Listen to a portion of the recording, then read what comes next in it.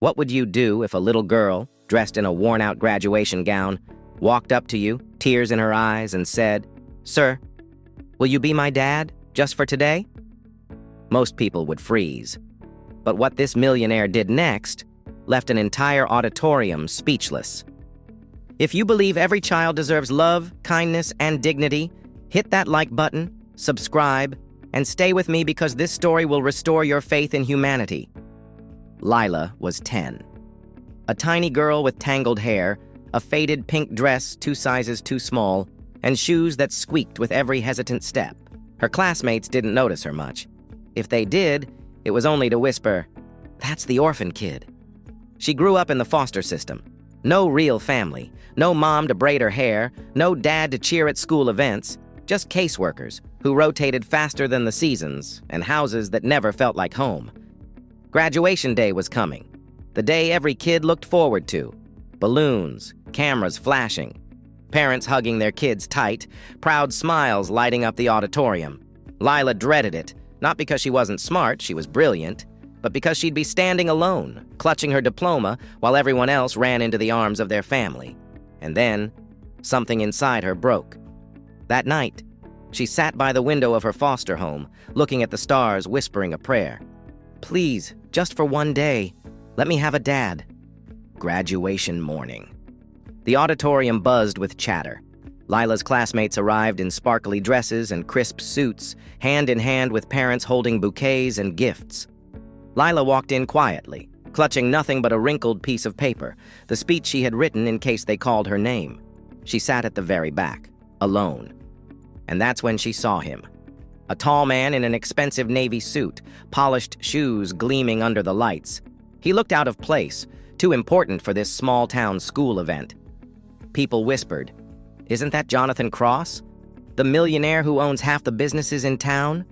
Jonathan was there for the school's scholarship fund. He didn't expect anything more than a quick photo and a speech, until a tiny voice tugged at his sleeve. "Sir?" He looked down, and there she was, Lila, her big brown eyes shimmering like glass about to shatter. "Sir, will you be my dad, just for today?" Jonathan froze. The entire auditorium seemed to go quiet. He knelt, meeting her eyes. "Why, sweetheart?" Lila swallowed hard. "Everyone else has someone. I don't want to be alone today." Jonathan's chest tightened. Memories he buried long ago clawed their way back. Growing up without a father himself, hearing those same whispers, feeling invisible in a room full of love that wasn't his. He didn't say yes. He didn't say no. He just smiled softly and said, "Stay right here." Minutes later, when Lila's name was called, the announcer paused. Because walking down the aisle, hand in hand with that little girl, was Jonathan Cross, the man everyone in the room either envied or admired. Gasps filled the air. Cameras flashed. Parents whispered, "What is he doing?" Jonathan didn't care. He walked Lila to the stage like she was his own daughter.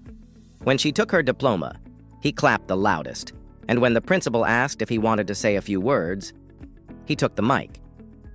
Jonathan looked around, at the wealthy parents with their designer bags, at the teachers who looked past kids like Lila, at the classmates who stared with wide, guilty eyes.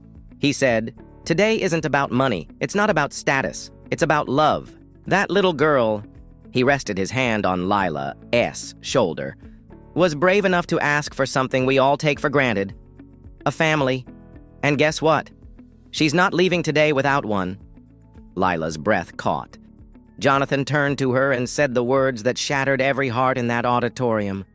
"Sweetheart, would you like me to be your dad for more than just today?" The crowd erupted. Some cried. Some clapped. Some just stood frozen. Jonathan didn't just make a promise, he made it real. Within weeks, the papers were signed. Lila moved into a home that wasn't just filled with marble floors and chandeliers, but with warmth, laughter, and someone who finally showed up for her. And those parents? Those kids who once looked past her? They learned something that day. The richest person in the room isn't the one with the most money. It's the one who gives the most love. Sometimes it takes one brave question to change everything. Lila dared to ask, and Jonathan dared to love. That's the kind of story that reminds us, family isn't about blood, it's about who shows up. If this story gave you chills, smash that like button and tell us in the comments, would you have said yes if that little girl asked you? And don't forget to subscribe for more stories that prove kindness still exists in this world.